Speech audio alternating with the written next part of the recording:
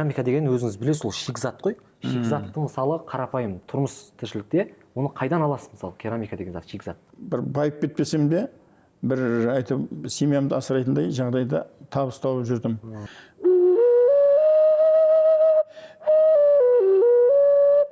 Шеберлер, именно түркістандық шеберлерге көңіл бөлеміз дегенде қазақ екеніңді білдіретін зат болу керек қой. Мен мына жұмыстарым, кейбір жұмыстарын бір көшірем.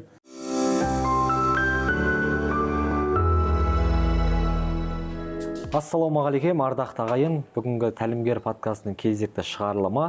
Бүгін бізде қонақта елімізге емес, өңірге емес, бүкіл Қазақстанға белгілі қолөнерші Абайхан ағамыз. Аға, сізді жалпы жақсы танимыз. Енді осы жерде өзіңіздің қолөнер шеберлігіңіз жайлы, өзіңіз жайлы, өзіңізді бір жақсылап таныстыра кетсеңіз. Иә. Енді мен мына өнермен бала кезден айналыстым десем болады. Мына бала кезде өзім осы Түркістан районындағы Майдамтал елді мекенде туылып өстім. Сол жерде мектебінде оқыдық. Бала кезден енді мына ойыншық жасау, ойнап, сөйтіп жүріп үйрендік қой негізінде. Сосын сол мектеп бітірген жылдан 79 жылы неге барып Алматыдағы көркемсурет училищесіне түстім. Оны арасында армиясы бар, 2 жыл жаңағы армиясымен бірге қалғанын сол 85 жылы бітірдім ғой колледжде үшін. Содан келе біздің өзіміздің Түркістандағы қайда жаңғырту шеберханасында жұмыс істедім. Осы керамика саласында енді 45 жыл жұмыс істедім десем артық айтпаған шығармын негізінде. Енді осы жерде жүріп, керамика өндірісіне, енді біздің қайта жаңғырту шеберханасы біздің Ахмет Яссауи мавзолейінің реставрациясымен айналысты ғой. Сонда жүріп, біраз нәрсе үйрендім. Енді мына реставрациялық жұмыстарға келсек, Ахмет Яссауидің алдында тұрған Рабия Сұлтан-бегімнің күмбезінің астындағы сталактиттерді мен істеп бердім десем болады. Мына архитектор Нұрғали ағаймен біздегі реставрацияда художник Нышан деген ағайымыз болды, ағаларымыз. Сол кісілерден үйрене жүріп, осындай өнерге үйрендік реставрация саласында. Сосын Айша бибидің біраз детальдарын жасадым.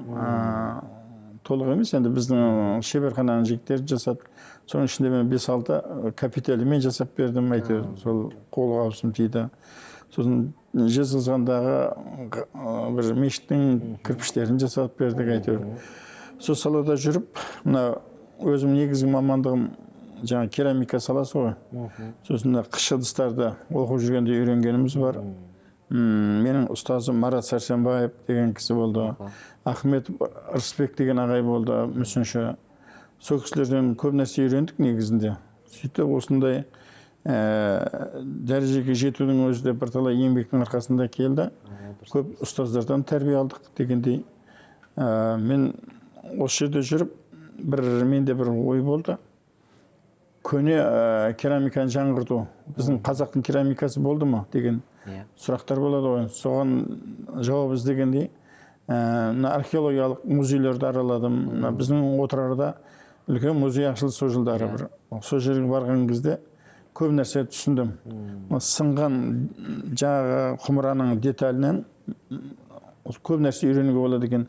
Сол кездегі 12-ші ғасырдағы, 10-ші ғасырдағы керамика шеберлерінің қалай жетістікке жеткені туралы көруге болады екен. Сондай нәрселерден үйрене бастадым. Жалпы керамика деп жатсыз, яғни бұл мүсіндердің әрқайсының құмыраларында, яғни керамика бар. Ал керамика деген өзіңіз білесіз, ол шикізат қой. Шикізатты мысалы қарапайым тұрмыс тіршілікте оны қайдан аласыз, мысалы керамика деген зат шикізатты? Иә, осы керамика шикізатын табу деген маған да бір қызық болды. Мына реставрация саласында жүрген кезде өзім ой келді, сондай осы Ахмет Яссауидің сиросын қайдан алды деген сықылды өзі жазып жатты бір жарым. Сол кездерде қарасам, бір аумағы бір 50 километрдің аумағында радиусте бүкіл шикізат бар екен. Сауран қаласында біздің Ахмет Яссауидің кірпіші құйылған жердің карьері бар, кәдімгі саз балшығы бар. Мына шығыс жағымызда Кентау қаласында қорғасын өндірген тастарды әкеп балқытып тотығын алған қорғасын. оған глазурға қолданған. Бер жағында Қотырбұлақ деген елді мекенде кварц құмы бар, кәдімгі аппақ таза әдемі құм бар. Ол біздің глазур жасауға пайдаланған. Сосын мына жақта Шерт деген жерде, мына Окашата жақта бір ақ глина бар, каолинит деп айтылады. Негізінде әлі каолинге пісіп жетілмеген глина да, сазбалшық. Соны біздің Саураның глинасына екеуін кішкене 30% қоссам, өте мына қышқа лайықталған созылмалы әдемі сазбалшық пайда болады екен. Ал мына Саурандікінің өзінің кірпішке болады, әдемі болады кірпішке да. Ал мына құмырағанға кішкене пластич, жаңағы сол жағы созылмалы жағы жетіспей жатады. Сөйтіп жаңағы каолинит қосқан кезде бір әдемі глина шықты. Оның сапасын арттыру үшін әртүрлі тағы да қостым. Жаңағыдай қоға деген болады, қамыстың арасына өсіп. Енді шөптің талшықтары ғой негізінде. Бала кезде үрлеп жүріп ойнаған шығарсыздар. Сол кезде соны глинаға қосамыз. Қазақтарда бар ғой, тандырдың саз балшығын дайындаған кезде арасына ешкінің қылын қосады, аттың қылын қосады. Сосы қылды, мына алайдың сапасын арттыру үшін мен жаңағы қоғаны қостым. Сосын жаңағы Қотырбұлақтан шыққан жаңағы кварц құмында қосып жіберуге болады глина. Глинаның саз балшықтың сапасын арттыру үшін. Сондай бір қызықты нәрселер бар. Өзім зерттей жүре осыларды үйрене бастадым. Осылай енді саз балшықтың өзінің дайындап алудың тәсілі өте қызық. Мәселен, мынау саздың арасында шөп тамырлары болады, тас болады, оны сүзіп алудың жолы бар әртүрлі. Мен енді бір үлкен бір ыдысқа 5-6 шелек салып, жаңағы Окашадан шыққан глинадан да кішкене қосып, екеуін араластырып, кәдімгі аталай жасаймын. Сөйтемін дағы оны сүзіп, жаңағы майда ситадан өткізіп, елгезерден дейді ғой. Сөйтіп мына құрт сүзбе жасайды ғой апаларымыз. Дәл сол әдіспенен қалтаға құйылады, жаңағы алай саз балшық.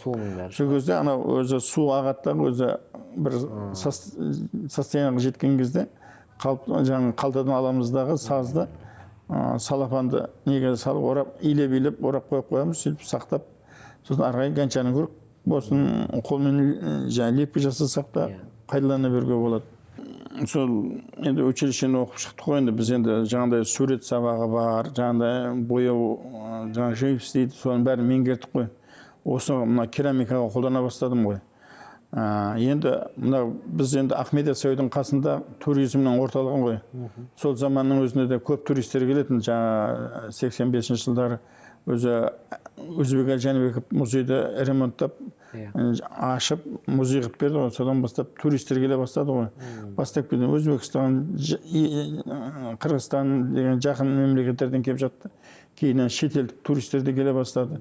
Сол кезде олар енді бір жергілікті шыққан затты алғысы келеді ғой, сувенирлік бұйымдарды. Сол кездерде мынандай жаңағыдай түйе, ысқырықтарды жасай бастадым. Сөйтіп жаңағыдай сол кезде жақсы өтті.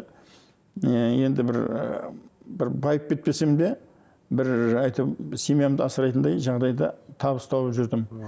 Уақытында енді біз кейіннен жеке кооператив деген не болды сол кезде. 4-5 адам бірігіп, жаңағыдай кооператив құрып, мастерскойда жұмыс істедік өзіміздің шеберханамызда. Сөйтіп оны сатып, жаңағыдай тиын-тебен таптық қой. Даже өкіметке налогымыз төлеп тұрдық. Енді қазір сол заман қайта келіп тұр, мына туризм қатты дамып жатыр, туризм қаласы атанып жатыр ғой негізінде Түркістан. Енді осындай дүниелерді көп қажет етеді деп ойлаймын. Жалғыз керамика емес, өнердің барлық саласында да осынан нан тауып жеуге болады. Енді осы салада мен де шәкірт дайындап жатырмын. Осында өзіміздің көп салалы қолөнер колледжінде мұғалім болып жұмыс істеп жүрмін. 5-6 жыл болды. Сол балдарды тәрбиелеу жөнінде осындайға бұру мақсат болып. Бұл да бір жоғалып кеткен кәсіптің бірі. Бұны жаңғырту керек, арғайда дамыту керек. Өйткені бұдан заманға лайықты әртүрлі заттарды жасай беруге болады. Қазір қарап тұрсаңыз, Жапония елінде автомобильдің детальдарын жасайды екен осыдан. Космосқа да пайдаланған, ракета ұшқан кезде үйкелістен балқып кетеді екен. Ал мына керамикалық қыштан, өйткені 1000 градусқа шыдайтын материал ғой бұлар. Сол кезде анау үйкеліс ол жарайды екен осы керамика. Сонымен жаңа электричество жағына да қолданып жатыр. Енді әлі де дамиды деп ойлаймын. Енді мына қарап тұрсаңыз, мына сыртындағы глазурлар, біздің сол замандағы мына отырар керамикалар көбісі. Сол замандағы адамдардың талғамы деген қандай керемет, әдемілік. Совет үкіметі тұсында жалпылама бір ыдыс деп қана қарады. Ал мынау 10-шы ғасырда мына құмыраны қарасаңыз, сол заманның қандай талғаммен жасалғаны, әдемі, сондай үйлесімді әр формасының өзі. Адамға эстетикалық ләззат беретін заттар негізінде қарап тұрсаңыз. Инструменттер қысқып көрсетсеңіз, анау қандай өзіңіздің жасаған.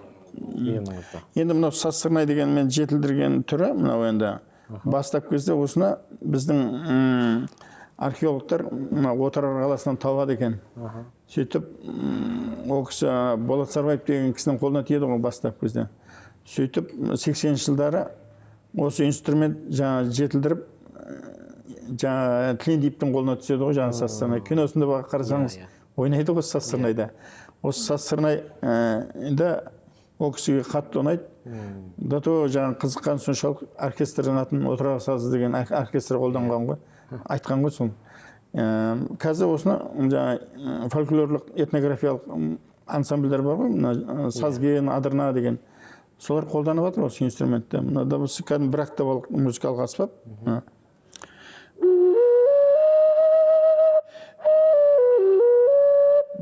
Бір нота орындап жүрген. Иә, осы енді мен өзім музыкант емеспін, бірақ жасаймын. Кішкене настройка деген болады, бұда музыкант алып арғай тартып. Сосын даже мына қобыз тартқан салда нотаға өзінің дыбысын не арқылы да тауып алып ойнай береді екен. Ол бұлай нотаға келсін, келмесін, дыбысты үйлесімділігін тауып отырып, ойнап шығуға болады екен. Жалпы нағада бәрі қарасаң, көрсең көз семайтын бұйымдар екен. Жалпы бірақ бұның әрқайсының өзінің бір жасағанда бір уақыт жұмсалады бұларға. Арасында мысалы ең көп уақыт жұмсайтын бұйым қайсы бұйым? Қай бұйымды жасауға ең көп уақыт? Негізінде мынау енді ұзақ процесс дейді ғой, негізінде. Мәселен, мына қыш табақтар жасау қиындау, енді қиын болғанда білу керек та. Мынау гончарный кругта ручной қолмен айналдырып отырып ыдысын жасап шыққаннан кейін кішкене дегенген кезде мына ақ глинаны дайындаймыз. Сол ақ глинаны жағып, одан кейін кішкене кепкеннен кейін оны пигменттер дейді, мынау тотықтар нелер. Соны сумен араластырып, кистешкімен жағып шығамыз. Оны тағы бірінші болып күйдіреміз 809 градуста. Одан кейін барып оны жаңағы бесцветный глазур дейді. Осымен жағып, осындай тағы 1000 градусқа күйдіреміз. Сол кезде осындай ыдыстар шығады. Негізінде бұның керамиканың бір несі өте капризный материал. Кішкене бір технологиялық несін қолдан жіберіп алсаңыз, оны сынып шығады, или бірақ болады ғой үшін негізінде. Өте сондай білімділікті қажет ететін, сосын уақытысында істелетін дүниелер. Қатты кеуіп кетсе де не алмай қалады. Шытынып сынып кетеді. Сосын температураны өткізіп алсаңыз, балқып кетеді. Глина деген өзі минерал ғой негізінде. Сол енді определенный өзінің бір температурасы 1000 градусқа барған кезде тоқтатамыз. Мына глазурда 1000 градуста балқиды өзі. Жалпы басынан аяғына. Енді бұл еңбегің 1,5 сағат, 2 сағат уақыт кетер мынаған, бірақ жаңа кептіру бар, күту бар, сонымен 2 апта кетеді ғой негізінде. Кептіріп қоямыз бұны. Бірден ылғалы күйінше пешке тыға салуға болмайды. Өйткені мынау жарылып кетеді. Сондай нәрселерді сақтап біліп отыру керек, шебер. Ал мынарда қарап тұрсаңыз, қыш күйінше тұрған құмыралар. Бұны шетелдіктер өте қатты бағалайды. Бұның несі терракоталық құмыра дейді. Терракота деген сөз қазақша айтқанда күйген қыш қой. Мына қыш күйінше тұр. Қарасаңыз. Шишасы. Бұның ішіне құйылған су ұзақ сақталады екен. Сосын жаңағы бұзылып кетпейді. Мына глазурда неде химия қолданасың ғой, мынада химия жоқ. Мына глина 1000 градусқа барған кезде балқу процесі арқылы жаңағыдай кристалға айналады. Жердің астында қанша жатса да шіремейтіні археологтардың құмыра тауып алатын себебі содан. Алтыныңызда, теміріңізде, ағашыңызда бәрі күйіп кетеді ғой. Ол шіріп кетеді жаңағы темір. ал мына қыш су күйінше қалады. Енді бір қатты зат тиіп олардан сынып қалмаса су күйі сақталады осы ыдыстар. Мен мына ЮНЕСКО-ның сертификатын жеңіп алдым ғой. Менде құмыраларым бар, осындай терракотовал құмыра. Бұл ең главный экологиялық таза материал деп есептелінеді шетелде. Бабаларымыз бұны қолданған. Мен де ойлайтын, ішінде құйылған зат ертеңгі күні қалай болады екен. Мына сыртына суға арналған құмыраларға қарасаңыз, сыртындағы ылғал шығады су құйылғаннан кейін. Сонымен жаңағы теріміздің система пайда болады екен. Ішіндегі құйылған зат су күйі тұрады. Мұздай ма, мұздай күйінше, ыстық па, ыстық күйінше тұрып қалады.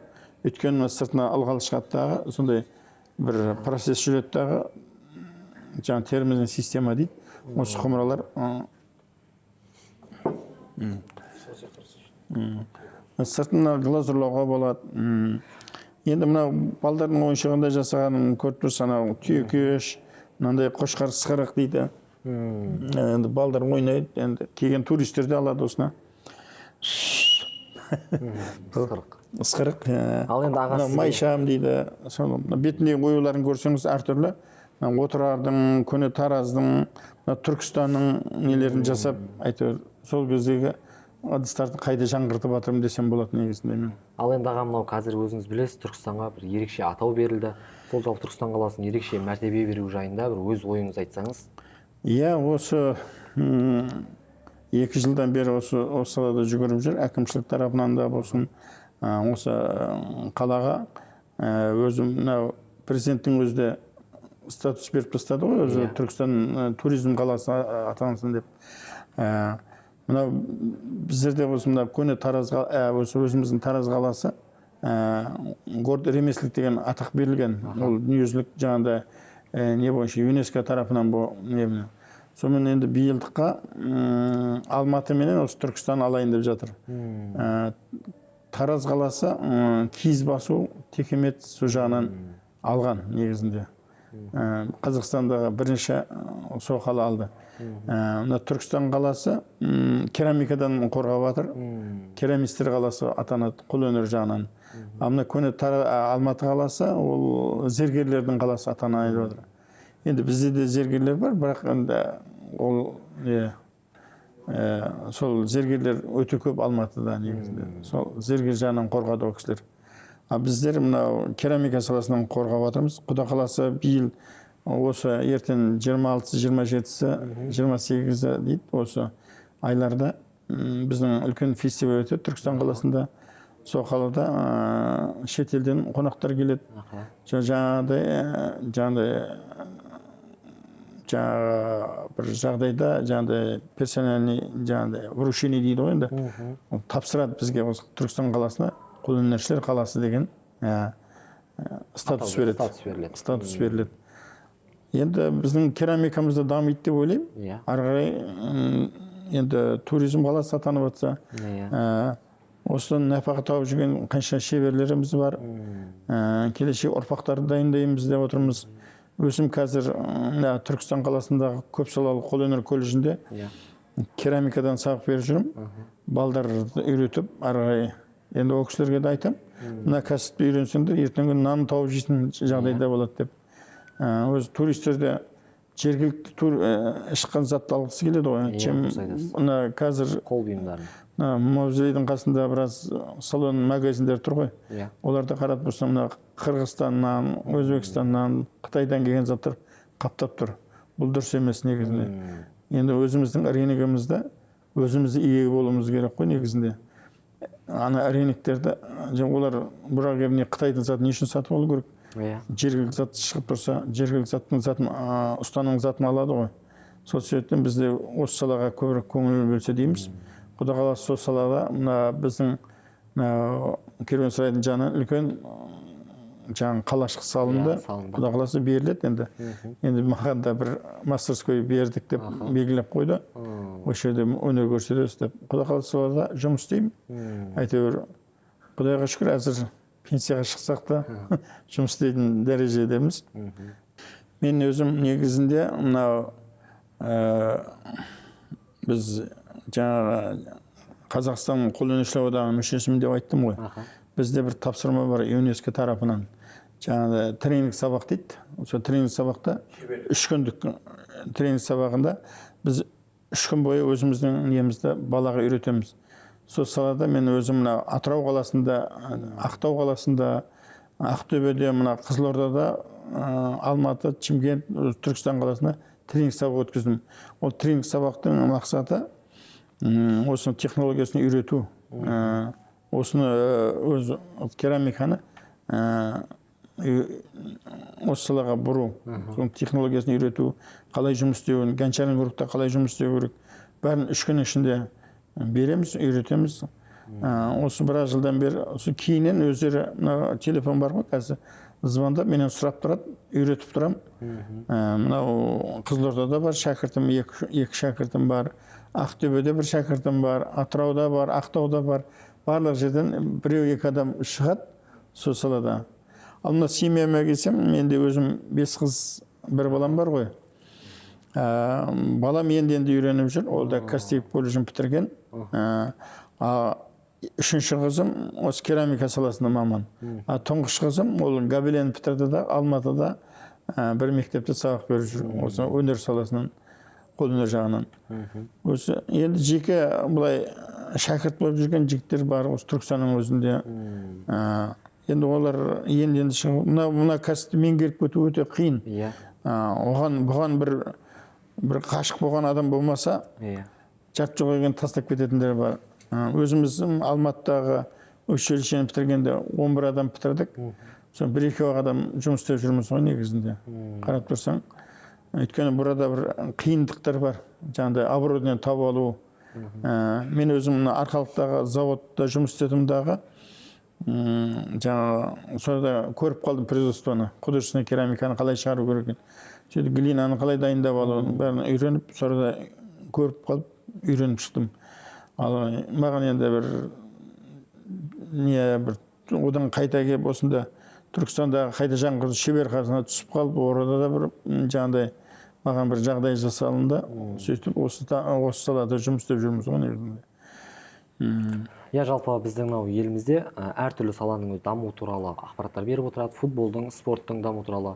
Дәл осы сіздің салаңыз, яғни қолөнер саласының дамуы қалай үрдіс алып жатыр ары қарай? Біз Қазақстан қолөнершілер одағы деген одағымыз бар, өзіміздің чатымыз бар, бір-бірімізден араласып сөйлесіп тұрамыз. Біздің төрайымыз бар, бір Айжан Бекқұлова деген кісіміз. Сол кісі осы біздің дамуымызға көп септігін тигізіп жүрген кісінің бірі. Мен мына ЮНЕСКО-ның сертификатын алдым дедім ғой. Ол кісінің еңбегі десем болады. Сол шетелге алып барып, менің затымды жаңағыдай сертификат алып беріп жүр. Сосын жаңағы біздің шеберлер басқа салада да сол енді бір 200-300 адам бар шығар Қазақстан бойынша. Осы қолөнерді дамыту жөнінде. Сол кісінің еңбегі өте зор деп есептеймін. Сосын жаңағы жылда әйтеуір өткізіп тұрады. Жаңағы 2 жылда шебер конкурсы деген бізде өтіп тұрады. Өзіміздің шеберліктерімізді сонда жаңағы ұсынамыз. Мен де биыл Түркістан сувенирі деген тақырыппен мына табақшалар жағынан қатыстым. Енді Құда қаласа октябрь айының ішінде результат шығады. Сосын жаңағы тағы да ол кісілердің жаңағы сапа белгісі жөнінде де бұлар конкурс ұйымдастырады. Ол деген сөзіне шеберді алға жылжыту ғой негізінде, дамыту бірін-бірін. Осы салада енді мына керамика құмыра жасау өте қиындау болып тұр. Қазақстан бойынша бір санаулы адам десек болады. Бір 30-40 адам ғана неғып жүрген шығар деп ойлаймын өзім былайша. Енді өте аз ғой есепте былай республикаға шығарып жүргенде.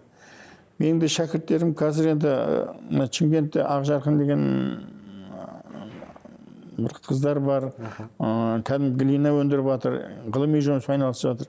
Бір қызым кружок ашып, кәдімгіден нан тауып жеп отыр. Балдар үйретеді, не алады. Енді осы салада дамып жатыр десек болады. Аға, енді жалпы осы ойдың бәрін қорытындылап, өзіңіздің бір түйінді сөзіңізді қорытындыласаңыз. Бұл Түркістан қаласына үлкен мәртебе беріп жатыр ғой. Мына қолөнерді дамыту жөнінде. Қазір үлкен бір здание сап қойды.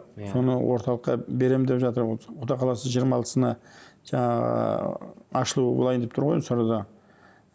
Сол жерде мына өзіміздің шеберлерді, қазақстандық шеберлердің үлкен жәрмеңкесі өтейін деп жатыр. Енді содан сол ненің ішінде жаңағы құрал саймандарын да әпереміз деген әңгіме шығып жатыр. Үкімет тарапынан бір осы қолөнердің дамуына атсалысып жатыр. Негізінде облыста әкімнен бастап туризм саласында жүрген жігіттер де, Нұрдәулет деген жігітіміз жүр, сол көп жүгіріп жүр осы саланы. Шеберлер, именно түркістандық шеберлерге көңіл бөлеміз дегенде. Енді осы дамиды деп ойлаймын ары қарай да осы. Енді біз енді жасымыз келді, артымыздан шәкірт қалдырып, осындай өнерді жалғастыратын адам тапсақ деп жүрген адамның біріміз. Енді бір қорытындылай келе айтқанда, осы өнерді жоғалтпауымыз керек қой. Кәсіпті жоғалтпауымыз керек. Жаңағы Түркістаннан шығып жатқан заттарды осы түркістандық шеберлер жасап жатса, келген туристер осы бізден алып жатса деген ойдамыз. Мәдениетімізге тығыз байланысты ғой бұл нәрсе. Бұның бәрі енді бір Түркістанның бір мәдениет саласында жүрген еңбектері деп ойлаймын. Осы саланы дамыту жөнінде істеп жатқан тірліктері де. Президентіміздің өзі қайта-қайта қолөнерге көңіл бөліп жатыр. Ол деген сөз мынау қазақтың несі десек қой, енді бір қазақ екеніңді білдіретін зат болу керек қой. Мәселен, мына керамиканың өзі ұлтқа бөлінеді, қарап тұрсаңыз. Өзбек керамикасы, орыс керамикасы деген сықылды. Қазақ керамикасы деген дамуымыз керек қой. Біздің тарихымыз бар. Отырарда, Тараз қаласында, Сарайшық қаласында, өзіміздің Сауран, жан-жағымыз Отырар, осы өнердің именно керамиканың қайнаған кезі болған 10-шы ғасырларда. Соны қайдан жаңғыртуымыз керек. Беріп жатсақ, сол тауарларды өндіріп жатсақ, мен жұмыстарым, кейбір жұмыстарын бір көшірем. Олдағы мақсатым сол кездегі шеберлердің жетістігін жетіп барып, арғы бір нәрсе қоспасаңыз, енді арғы анаған жетпей жатып бір нәрсе өндіре алмайсың ғой. Солардың шеберлігіне жетудің өзі ол үлкен бір жұмыс. Осы салада жұмыс істеп жүрміз. Шеберлерге де айтарым сол, өзіміздің қазақы мәдениетті жаңғыртуымыз керек. Қазақы мәдениетін жаңғыртсақ десек те болады. Осындай заттарын жасасақ, ата-бейілдері болсын, жаңағы кілем болсын, киіз болсын, ағаш өнерлері болсын, барлығы да бір-бірімен байланысады ғой негізінде. Абайхан аға, бүгінгі біздің бағдарламамызға осылай өз бұйымдарыңызда келіп, өзіңіз уақыт бөліп келіп, бізге өз білгендеріңізден бөліскеніңіз үшін алғысымыз шексіз. Құрметті көрермен, біздің де Тәлімгер подкасты осымен өз мәресіне жетті. Келесі аптада кездескенше аман сау болыңыздар.